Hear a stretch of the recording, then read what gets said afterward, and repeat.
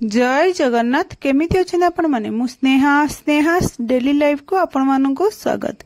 आपण माने बेसन लड्डू खाइथिबे आउरी बहुत प्रकार लड्डू खाइथिबे नड़िया लड्डू खाइथिबे किंतु केबे बुट डाली रे लड्डू तयारी करी खाइचंती।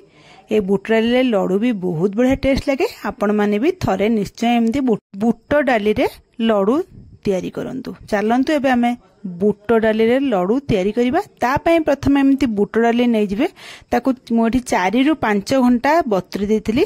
4 रु 5 घंटा भलो करी बतुरला परे मो ताकू धोई देछि आ प्रेशर रे ताकू धोइला परे प्रेशर पकई देकी ताकू हम सिटी देबा। सब छाणी के पकई देबे से जो पांडा को फपाड़ देबा। हम एठी तबरे कोन करति ना सब प्रेशर डाली पकई देला परे मोठी गरम पानी पकई देछि काई ना गरम पानी पकईले हम रोसे भी शीघ्र हबो आ गैस भी कम खर्च हबो।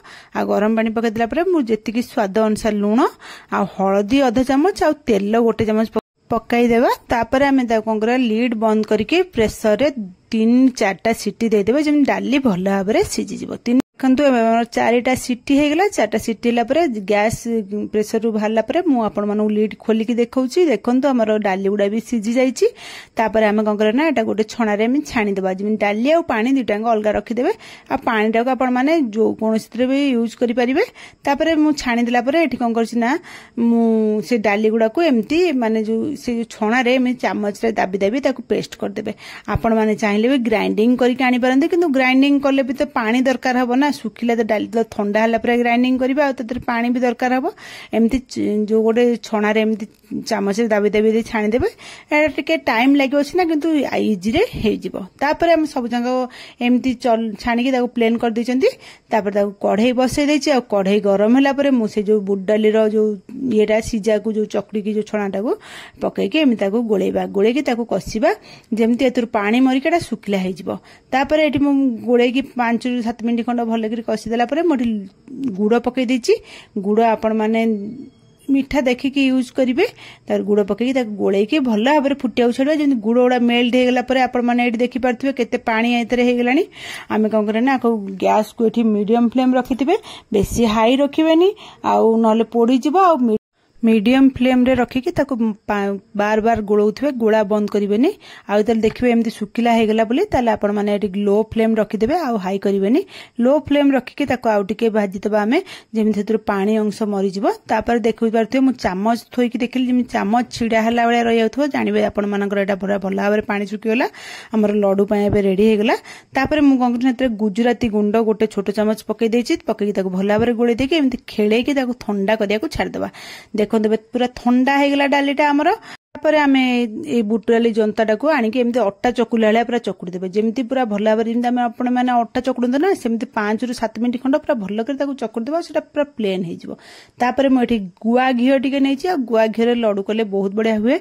आपण माने जानिथिबे बेसन लड्डू तो पूरा गुआ घियो रे भजा हे की करा जाय किंतु एठी बुट डाली रे आमे जेहेतु बाटी कले ना एडा किछि गुआ घियो भाजिया दरकार नै किंतु हाथ रे एम्ति टिके नाखरु गुआ घियो लगै देबे। दी हाथ रे लगै देकी ताको लड्डू भलिया एम्ति गोल गोल कर देबे। आपण माने जेम्ति शेप दउछन सेमता शेप दे परिबे किंतु लड्डू तो जनरली गोल गोल हुए। हेते हम दी हाथ गुआ घियो टिके टिके लगै देकी एम्ति गोल गोल शेप रे सब जंग लड्डू को आपण माने कर देबे। साइज आपण माने हिसाब रे आपण माने करिवे छोटो बड़ आपण माने देखिकी साइज रे गोल करिवे। तापर आपण माने देखि पारथुवे म एठी सब जंग लड्डू गुडा को एम्ति गोल गोल कर दउची आ गोल गोल करके आपण माने को देखै दउची। एबे देखि पारथिबे हमर सब जंग लड्डू गुडा हे गेला। एबे मु सब जंग लड्डू कर देला परे लड्डूरा ऊपर को सुंदर देखा जिया बे मु कोन करथि हातरे काजू रखिथिली। काजू एम्ति फाळ काजू तो ऊपर एम्ति लगै देबे। ए लड्डूटा ना बहुत नरम भी रहे आ टाण बेसी हुएनी कि पूरा माने पतला भलिया नरम होइना आ खाया को बहुत बढ़िया लागे। मु सबुथरे एम्ति काजू लगै दैछि। तापरे मु एम्ति गोटे जगह रे सजै देबा सजै की रखि देबा ताको आकु ना एबे सांगे सांगे खाइले भी हबो किंतु फ्रिज रे घंटाटे खंड रखि देकी खाइबे ना एटा आउरी बेसी टेस्ट लागिवो। मु एठी सब गिन्ना रे ताको साइज कर रखि दैछि। आपण माने भी एमती काच बाउल ताको साइज कर रखी दिंतु देखिए देखिया को बहुत सुंदर लगे जो जिनस भी देखिया को सुंदर लगे एटा खाइबा को मध्य बहुत सुंदर लगे आपण तापर मु देखौची आपण मानन गोटे लड्डू एमती फाळ करके देखैली देखि पारुथु एटा केते सॉफ्ट अछि आ केते पूरा ये अछि माने देखिले ही जानि पारुथु एटा खाइबा को केते टेस्ट थिबो आपण माने जो जानिथिबे देखिबारे ही अधा पेट पुरी जाय देखिले जो जिनस भल लागे एटा पाटी की मध्य स्वाद लागे आपण माने तो बेसन लड्डू करी खाइथिबे किंतु केबे बुट डाली लड्डू निश्चय थरे बनांतु देखिबे घरे समस्त को भल लागिबो आ समस्ते भी आपणकर तारीफ भी करिवे।